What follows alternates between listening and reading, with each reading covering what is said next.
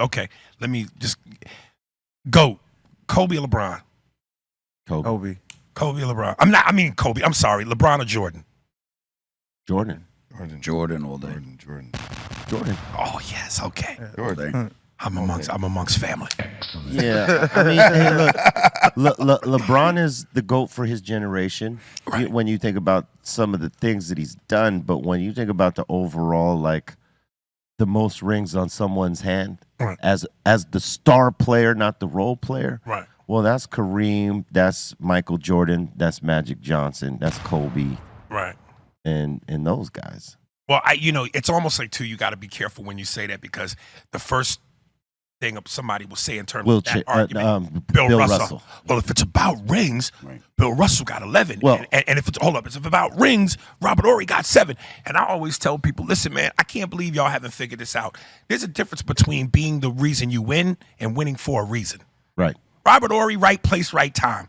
Jordan, Magic, Kobe, Shaq, Hakeem, they were the reason Right. their teams won. Absolutely. So there's a big difference in that. And when you put up Bill Russell's rings against everybody's, is that the first half of his career, they played before certain rules were in place. Like no niggas. They played in an era where they said no niggas. He was one black man with Wilt Chamberlain and maybe some other nigga we gotta look in the dictionary for. But Larry Bird said it best when he said basketball is a black man's game. The best players are black. He said I would get upset when the opposing coach put a white guy on me. Yeah. It was an insult to my game.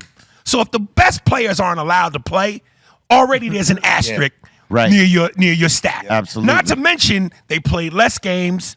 They didn't have as many teams. And come on, man, Russell was a man amongst a bunch of Gary Colemans, nigga. pre-modern era, he's like the GOAT. Come on, B.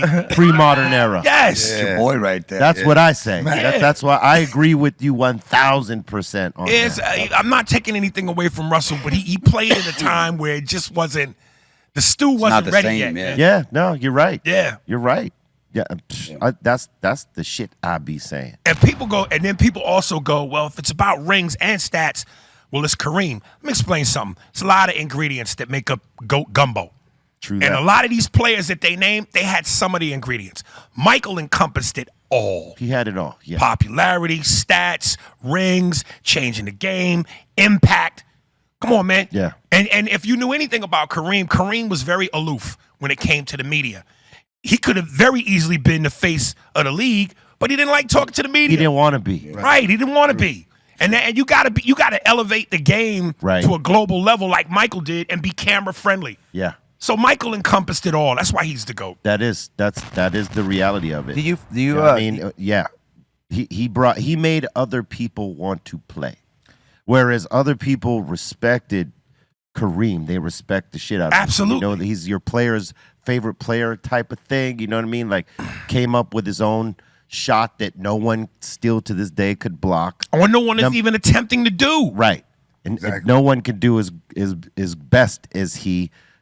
6 rings. Co-piloted an airplane. Yeah, I mean, like he wasn't a marketable person. He didn't want to be the face of basketball. Where, like you said, Michael snapped into being that. Right. You know what I mean? And Do you feel over that. I mean, LeBron is that right now. He just don't have the rings to match it. It feels fake though. Like when you compare it to like, I would say like Jordan, like looking at his personality wise, like you know how you like people fuck with him because a certain persona. Right. You fuck with his personality now. Like I've gotten your input on it, and you're like, yo, he don't fuck with rappers. Like you were in Space Jam, and he's purposely showed up on the days that you guys weren't there because he didn't want to fuck with no rappers. And I'm like, but you're selling a shoe to motherfuckers that listen to predominantly rap music. But see, I think that's kind of like a lot of people do that though. But he ain't like that now though, right? Because I've seen him take pictures.